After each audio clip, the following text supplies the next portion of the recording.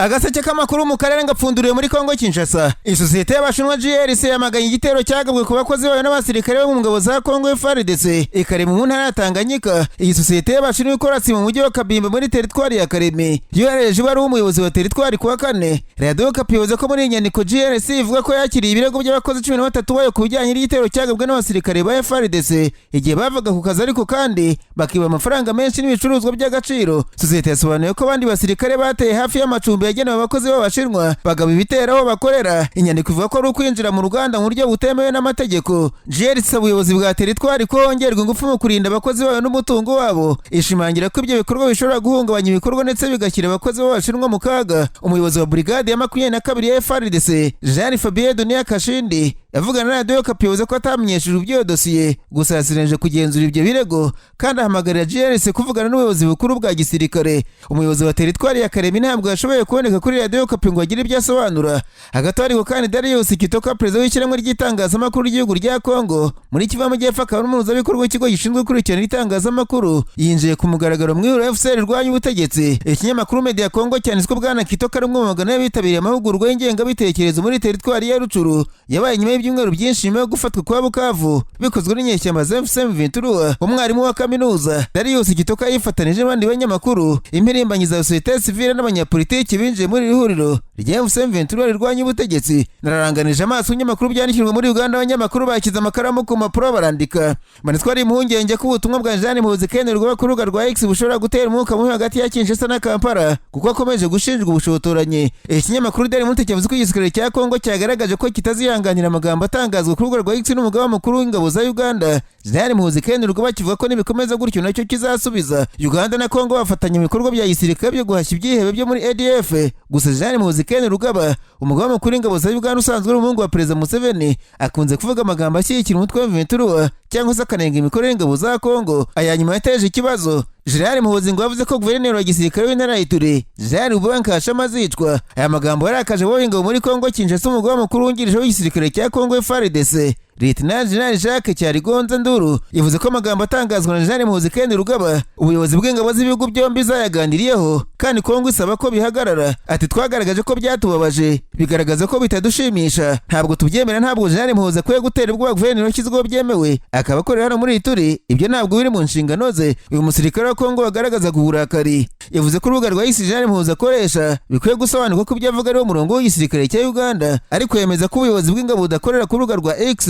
Lieutenant General Jacques Chaligonza Nduru yakomeje ati nakomeza biriya tuzasubiza mu buryo bukomeye. Amagambo General Chaligonza asa n'aka General Muhoozi ahita amuteguza ko wese bafitanye isano muri Uganda agomba gutabwa muri yombi. Ati umuvandimwe wanjye General Chaligonza yanukiye ku Karubanda, tuzata muri yombi bene wabo bose bari muri Uganda ndetse wese bafitanye isano nabo byanze bikunze azarira. Muhoozi n'abajenerali bo muri Kongo bakomeje guterana amagambo mu gihe ingabo za UPDF n'iza FARDC zimaze imyaka irenga ine zifatanya imikoro byo kurwanya umutwe wa ADF mu byiswe Operation Chuja. Uganda kandi iheruka kohereza ingabo mu mujyi wa Bunia wo muri Ituri mu rwego rwo kuburizamo ubwicanyi Kodeko imaze igihe ikorera abaturage. Icyakora kuri hari impungenge z'uko amagambo Jean Muhoozi kenerwa bunaheruka gutangaza ko UPDF ifite gahunda yo kwigarura umujyi wa Kisangani ashobora guhungabanya imikoranire y'impande zombi. Nasimbukiye mu Burundi, abanyamakuru bicaye imbere ya mudasobwa barandika manitswe umushinjacyaha mukuru w'intara Ngozi mu Burundi yatawe muri yombi akekwaho kwakira ruswa miliyoni 20 z'amafaranga akoreshwa mu Burundi. Ikinyamakuru SOS Media cyanditswe Prosper Yamuremye yatawe muri yombi tariki ya 27 z'ukwezi kwa gatatu akekwaho kurekura umuntu washinjwaga kwibaza aho mu kirombe gicukurwa mu y'agaciro muri Kayanza. Uwo mugabo ngo yatawe muri yombi arabazwa kuvuga ko ari umwere, ariko urukiko rwanga gushirwa ro mufungiye muri gereza ya Ngozi. Uyu mushinjacyaha ku rwego rw'intara wakiye miliyoni 20 ngo murekure,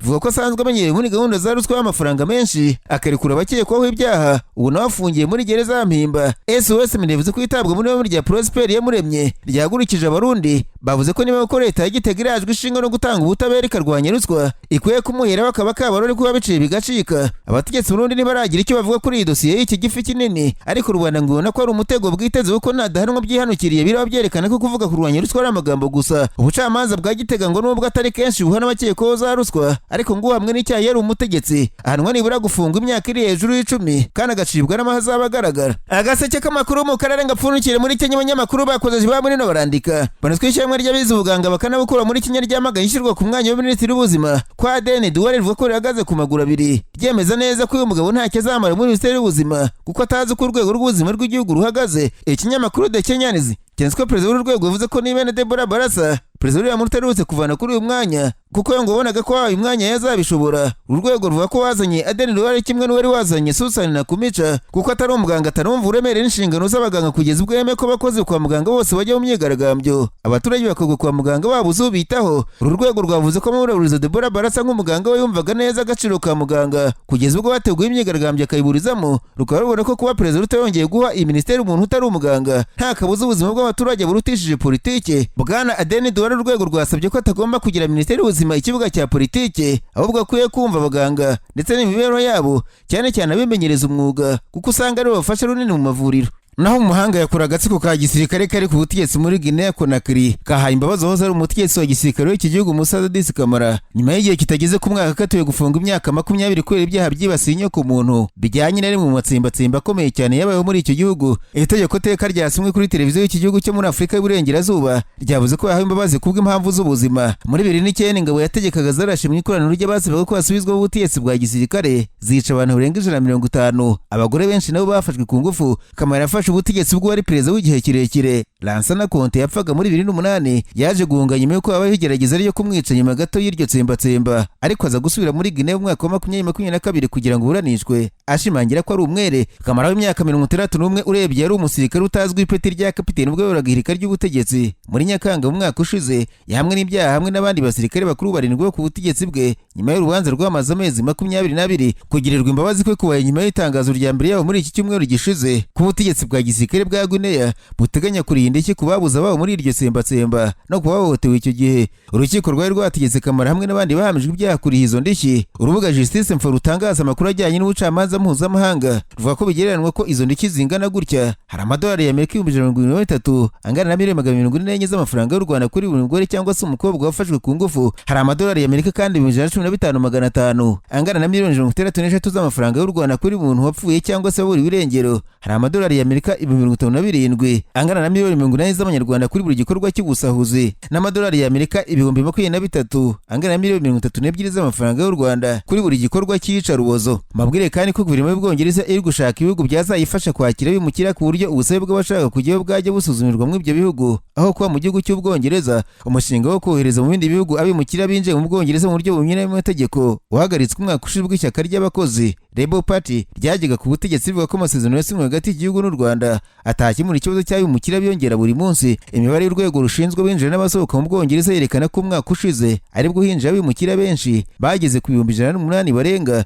bingana n'izamuka rya 18% ugereranije n'umwaka wari wabanje. Minisitiri w'umutekano mu gihugu Yvette Cooper yabwiye Sky News ko bamaze iminsi baganira n'Ubutaliyani ku masezerano bwagiranye na Albania ngo bwohereze abimukira. Ubutaliyani bwagiranye amasezerano na Albania yuko abimukira bashaka kwinjiramo bazajya banyura muri Albania, ubusabe bwabo bugasuzumirwa muri iki gihugu, abemerewe bakinjira mu Butaliyani bafite ibyangombwa. Albania yubatse ikigo gishobora kwakira abantu 3,000 icyarimwe ndetse babanje kugeragezwa uburyo bwo kujyana n'abadafite ibyangombwa ariko ntibyahita bigerwaho. Abajijwe niba bifuza amasezerano nka Albania yagiranye n'Ubutaliyani, Yvette Cooper yagize ati tuzakomeza kureba ibishoboka, hagomba kuba hari ibintu bishoboka bitari imikino. Nubwo amasezerano Ubwongereza bwagiranye n'u Rwanda atahagaritswe mu buryo bwemewe n'amategeko, ari guverinoma iyobowe n'ishyaka ry'abakozi ntiyabonamo igisubizo. Cooper ati twaganiriye na guverinoma y'Ubutaliyani ku bijyanye na gahunda yabo, turavuga ngo tuzareba igishoboka. Yashimangiye ko bashyize imbaraga mu mutekano ku mipaka no kurwanya ibyaha bishingiye ku mategeko agenga abinjira n'abasohoka no guhangana n'udutsiko tw'amabandi. Hagati aho kandi umunyapolitiki utavuga n'ubutegetsi bw'Ubufaransa Marine Le Pen ategereje umwanzuro w'urukiko ku byaha aregwa byo kunyereza umutungo bishobora no kumugiraho ingaruka mu rugendo rwo kwiyamamaza kuyobora igihugu mu matora za 2027. Umwanzuro w'urukiko utegerejwe kuri uyu wa mbere aho ushobora kugira ingaruka ku rugendo rw'umunyapolitiki ubarirwa mu ishyaka Rassemblement National. Le Pen yari afite amahirwe yo guhatanira amatora y'umukuru w'igihugu ateganyijwe 2027. Ishyaka rye rivuga ko ibyashinjwa bigamije kubangamira urugendo rwe rwa politike. Ishyaka rye ndetse n'abandi bantu bakomeye muri ryo bashinjwa ko barakoresheje n'abasaga miliyoni 3 zirenga z'amadolari yatanzwe n'inteko ishinga amategeko y'u Burayi. Inteko y'u Burayi yari yatanze amafaranga yo gukoresha mu kwishyura abakozi bafasha abagize imirimo yabo buri munsi. Ubushinjacyaha bw'Ubufaransa buvuga ko Le Pen yakoresheje mu mafaranga nabi akishyura abakozi b'ishyaka rye mu Bufaransa aho kuba bafasha abagize inteko ishinga amategeko y'ubumwe bw'u Burayi. Bivuze ko inteko yabarateye inkunga ibikorwa by'ishyaka kandi bitemewe mu mategeko agenga umuryango w'ubumwe bw'u Burayi. Amasanzwe urubanza rwa Le Pen rushobora gushyira iherezo ku rugendo rwe rwo kuba perezida w'igihugu cy'Ubufaransa.